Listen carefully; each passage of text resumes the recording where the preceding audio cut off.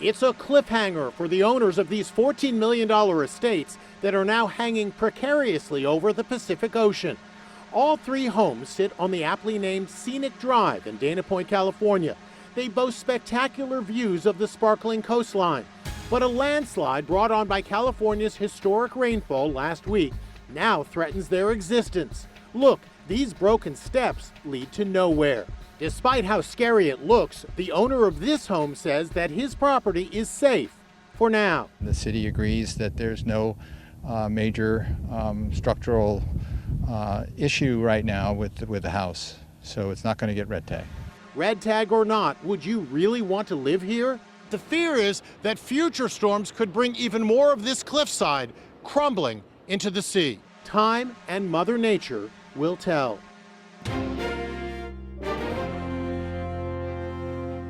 Brendan Schaub's out here trying to be the next Jay Leno, getting into cars and stuff, decides to learn drifting because, what, comedy and fighting got boring?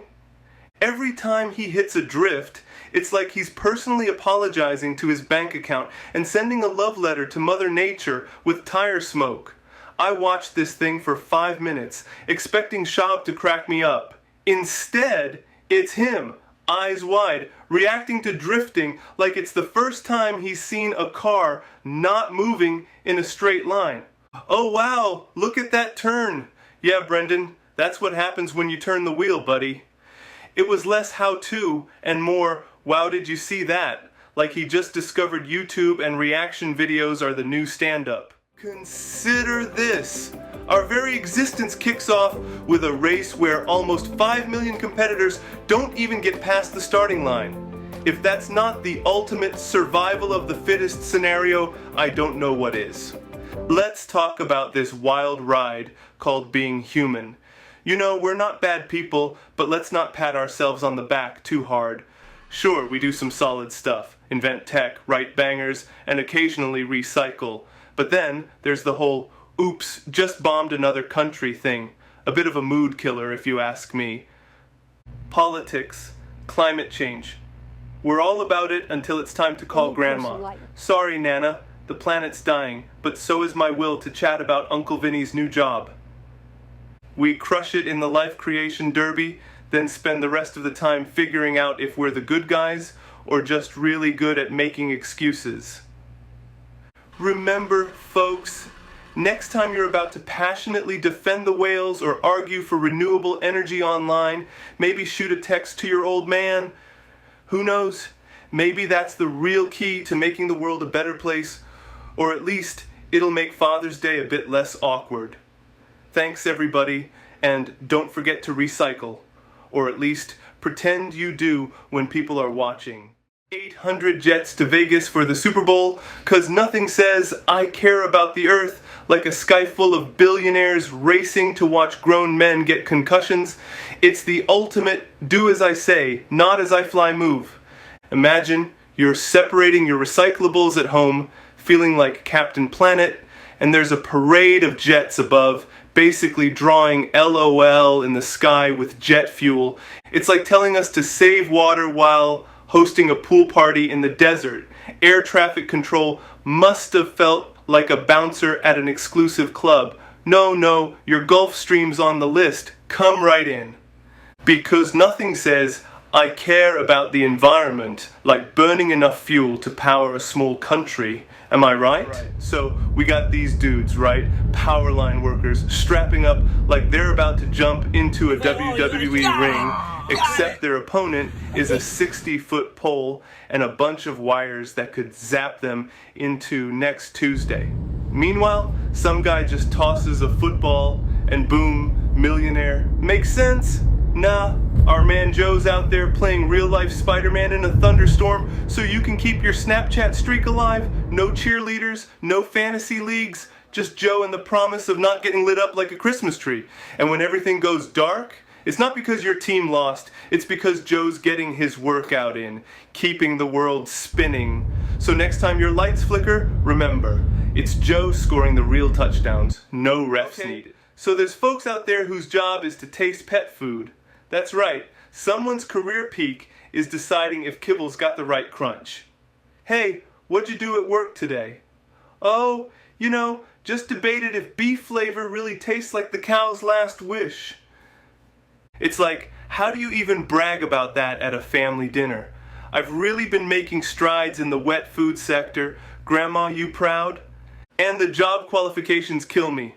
Must have a strong stomach and a willingness to disappoint your parents on a profound level. I picture the training like, today we're going to work on not gagging when you hit a chunk. It's all about the poker face people. But hey, don't knock the hustle. These are the unsung heroes making sure Fido's dinner is a Michelin star experience. This one's got a hint of mystery meat with a subtle finish of old tennis ball. It's gonna be a hit. Imagine the job hazards though. I sampled the new gourmet rodent, and now my dog won't stop sniffing my breath. Might be a sign of approval, or maybe it's time to reconsider my career choices. You've got to admire the dedication. My palate has become so refined, I caught myself critiquing a steak dinner. Needs more cardboard undertones. End of the day, it's all about passion. Who knew my love for eating would lead me here? From fine dining to fine dining for pets.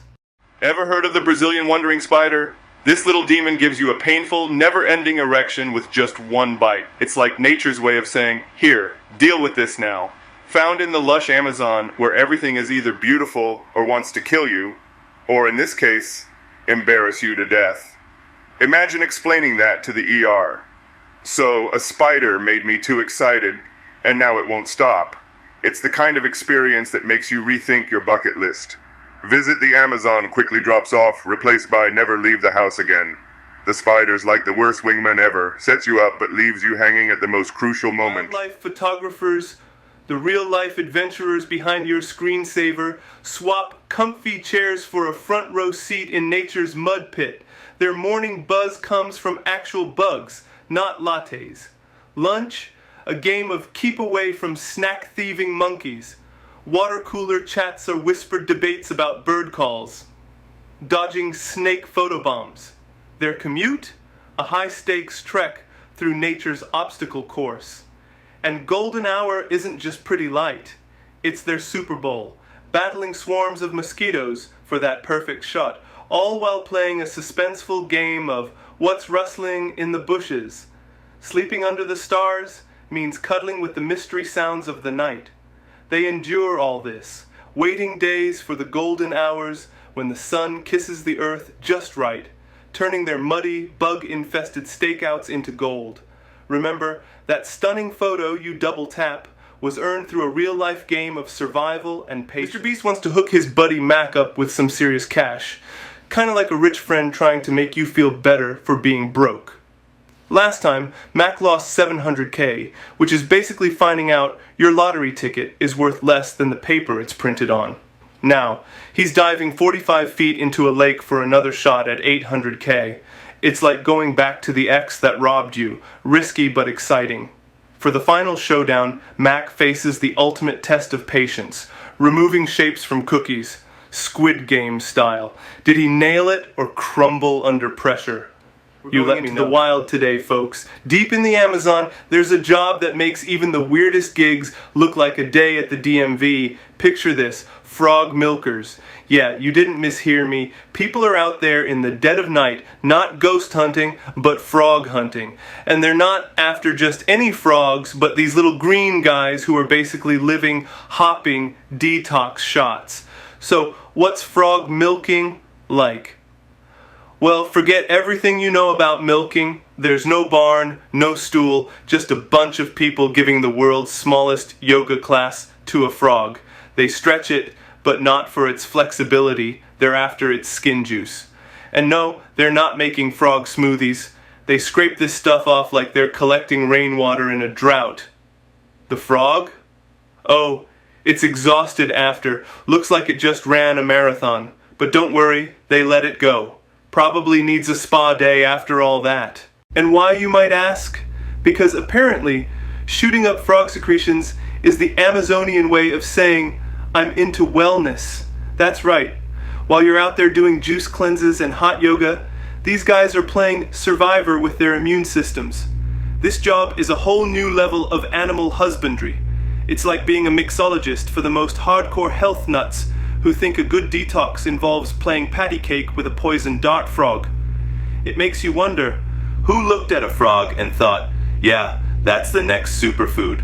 So, next time you're sipping a green juice, just remember somewhere out there is a frog getting a back rub for your health.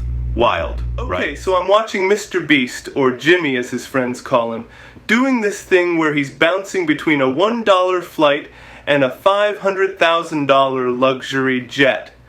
A $1 flight? What's that like? Do you just strap wings to a bus and hope for the best? And $500,000 for a flight. I mean, at that price, I'd expect the plane to just teleport me there. And then there are his buddies tagging along for the ride. My friends, we get into arguments over splitting gas money. Here's Jimmy and his pals, probably sipping champagne at cruising altitude while I'm down here trying to figure out if my seat will recline without breaking. I'm the guy on the plane frantically shoving my bag into the overhead bin, and Jimmy's probably wondering if he should watch a movie or take a nap in his private suite. It's like we're living in completely different realities. But hey Jimmy, if you're ever in need of a slightly cynical, middle-aged guy to add some real talk to your luxury escapades, I'm available. I'll even try not to complain too much about the champagne. Just remember, I'm gonna need a spot for my carry-on and maybe a window seat. Working it weird, fans? Today's spotlight is on Hoopsie Daisy, the Houdini of chair hula hooping. Forget just sitting, she's turning chairs into a gymnast's dream. Hoopsie mounts chairs like she's in a rodeo, all arms and core. Me, my biggest workout is lifting a pizza slice. She's out there probably bench pressing sofas in her spare time. Kids are told, don't stand on chairs. Hoopsie's response, make it your job, but with flair. She looks at a chair and sees a dance partner, defying gravity with a strength that puts my remote lifting to shame. She's rocking on those chairs, showing off more core strength than a superhero. While we're debating gym routines, she's rewriting the rules with furniture. Big shout out to Hoopsie Daisy, turning the simple act of sitting into a feat of strength. She's out there challenging gravity, making us all rethink our next lazy plop into a chair. Maybe try a little rock back and forth. But let's leave the aerial stunts to Hoopsie. Right, check this out. We're diving into the world of Matthew Beam, the YouTuber who's lost his mind. He's turning his house into a fish tank. Because why live in a house when you can live in an aquarium, right? It's like SpongeBob in real life, minus the pineapple. And he's got these robot fish from Zuru. I bet those robot fish are having a time of their lives, probably throwing underwater raves when Matthew's not looking. It's like if Westworld met Finding Nemo. While most folks are out there planting trees or whatever, our boy Matthews decided to flood his own house. They had to call in a fire truck, because why solve problems when you can just escalate them, right? I saw this comment from a 76-year-old grandma who's all about Matthew's fish tank house. She's thanking him for it. I'm thinking, what's next? Is Grandma going to turn her kitchen into a jungle because she liked Jumanji? We've got a real treat today. Meet the Ice Whisperer. That's right, not a whistleblower, but pretty close. This guy's job? Blowing air under ice. Because apparently, that's a thing people do for money now. Here's the Ice Whisperer, going at the ice with a pipe like he's on a treasure hunt. Spoiler, the only thing he's finding is a whole lot of cold nothing. And now, the main event. He's blowing into this pipe like he's trying to win an award for the world's most pointless effort. I mean, who wakes up and thinks, yeah, blowing air under ice, that's my calling. Check him out. He's puffing away like he's got lungs of steel or something. The air's doing this weird dance under the ice, looking like some sort of frozen ghost party. Kind of cool, in a why am I watching this kind of way. So there you have it, the Ice Whisperer, making a living by talking to frozen water. What a world. Tune in next time on Workin' It Weird, where we'll meet someone who professionally counts chickens before they hatch. Because, you know, why not? Stay weird and keep laughing, folks.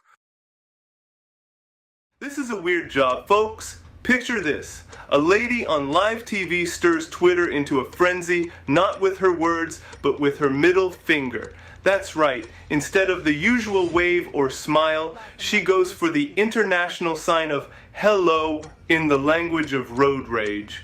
Claims it was just a quirky countdown for her friends. Because, obviously, when we think professional broadcasting, we think inside jokes with the crew. The internet's response? A full-blown campaign to revamp the BBC's funding model over a misfired gesture. Her excuse? Just messing with my mates. Well, next time, maybe text your jokes, because when you make the whole nation your mate, you're definitely working a weird job. So we got this dude, Bob, turning brake repair into a WWE match. He's out there, metal in hand, tightening bolts like they owe him money, and then bam, kicks the rotor like it's last call, and the rotor spilled his beer. Classic Bob move. Is this what they teach in mechanic school now? If it doesn't fit, kick it. I thought brakes were like relationships, needing alignment. But what do I know? My idea of DIY is making sure the duct tape matches the car color. Mechanics, feel free to school us in the comments and like, subscribe, and hit the bell. If you've ever used more force than finesse on your car, keep it weird, folks.